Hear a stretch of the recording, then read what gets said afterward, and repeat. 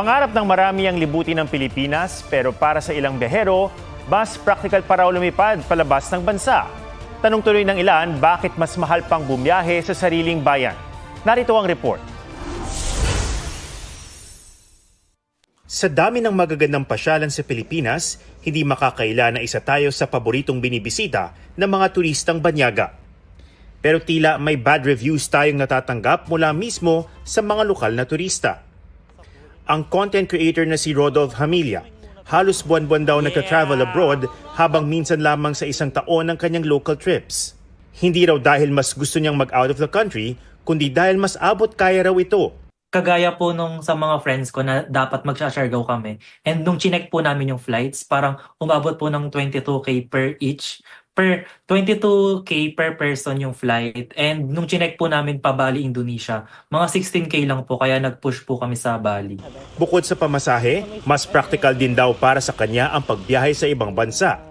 Mula accommodation hanggang tour packages.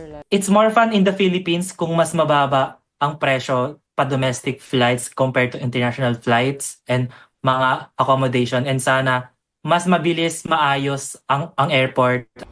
Ang Department of Tourism nakikipag-ugnay na raw sa Transportation Department kaugnay rito.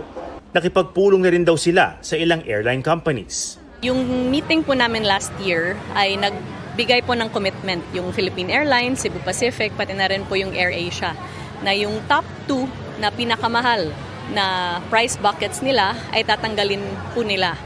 And we insisted on the part of the Department of Tourism nga nararapat lang po na magkaroon tayo ng monthly publication of price index sa airfares.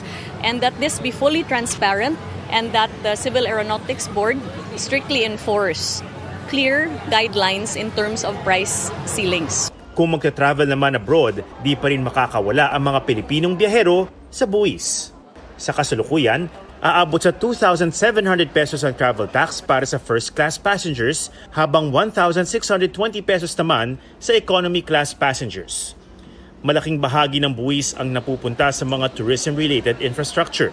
Kung si Benedict ang tatanungin, nakapanghihina raw ng loob ang pagbabayad ng dagdag buwis. Lalo na kung hindi naman daw ramdam ang improvements. Nag-work ka ngayon, makita mo sa payslip na nagbabayad ka na ng tax, income tax.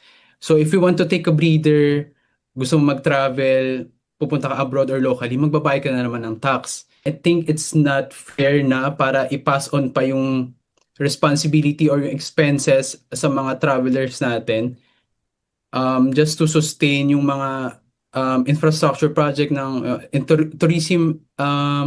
tourism industry natin. Kaya po nakakapagbigay po tayo ng mga local tourism infrastructure projects sa ating mga local government units sa saang sulok ng Pilipinas. Kasali na po dyan yung ating mga tourist rest areas, tourism information centers, jetty ports, boardwalks, visitor centers, and the like.